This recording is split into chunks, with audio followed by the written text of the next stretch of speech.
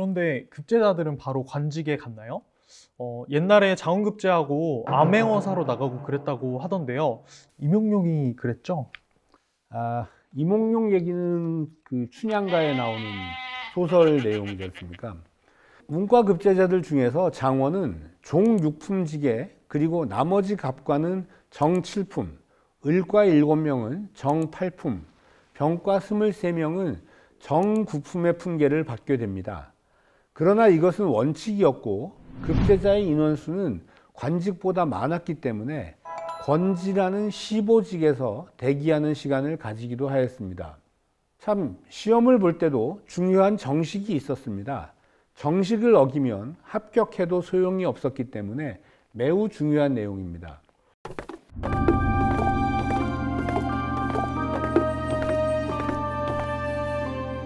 답안지를 작성하는데 객관식이냐 주관식이냐 이런 거 말고도 또 무슨 법식이 있었나 봅니다. 그렇습니다. 생각보다 엄격한 정식이 있었는데 다음과 같습니다. 생원진사시와 전시의 시권은 반드시 해서로 써야 합니다. 두 번째로 노, 불 문자를 쓰거나 순자, 음양서, 폐서를 인용하지 말아야 했고요. 세 번째로 생목, 즉 당파를 언급하지 말아야 합니다. 네 번째는 국휘를 범하지 말아야 하는데 국휘라고 하는 것은 나라에서 피하는 글자를 말합니다. 현재의 왕이나 선대왕의 이름 글자를 얘기합니다. 그리고 다섯 번째로는 신기하고 기괴한 문자를 쓰지 말아야 했고요. 여섯 번째는 좀 더 복잡합니다만 책문에서는 시제를 베껴 쓰고 초, 중, 종장의 허두에는 신복독의 세 글자를 먼저 써야 했습니다. 출제된 문제와 자획이 다르거나 한자라도 빠뜨리면 안 되었고요.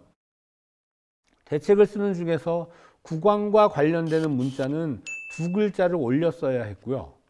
국가와 관계되는 문자는 한 글자를 올려 써야 했습니다. 책문의 답안지는 한 행에 24글자, 그리고 본문은 아까 말씀드린 국왕과 관련된 걸 두 자 올려 쓰기 위해서 본문은 두 자를 내려 쓰고 국왕이나 황제와 관계가 있는 문자는 두 자를 올려 썼어야 하는 내용 등입니다.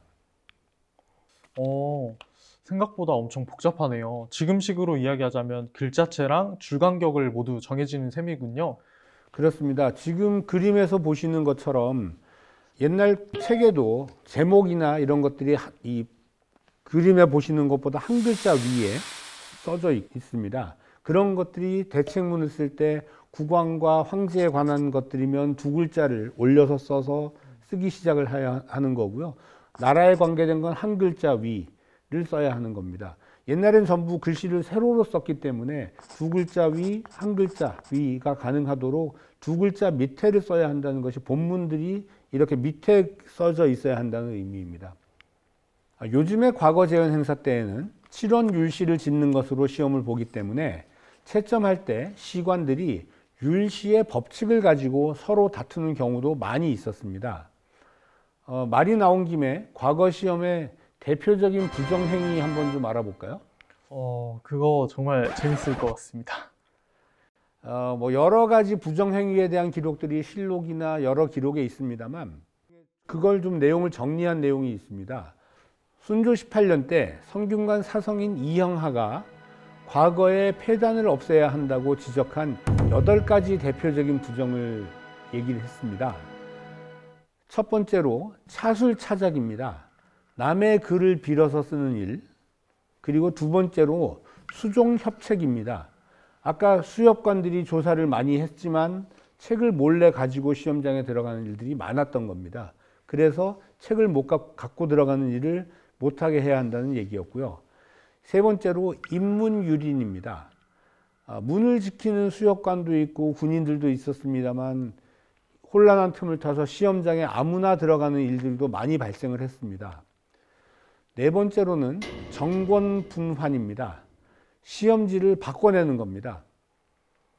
다섯 번째는 외장서입입니다. 밖에서 써온 답안지를 제출하는 겁니다. 여섯 번째, 혁재공행은 시험 문제를 미리 누출하는 행위였습니다. 7번째, 이졸 환면 출입은 이졸들이 얼굴을 감추고 바꿔서 다니는 일들이었습니다. 8번째로 자축자의 환농입니다. 시권을 농관하는 일 등입니다.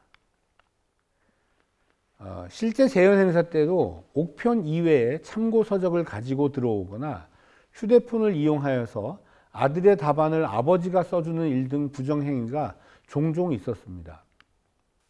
과거에 합격해야만 출세가 보장되니까 부정을 해서라도 급제하고픈 마음이 엄청 크지 않았을까요?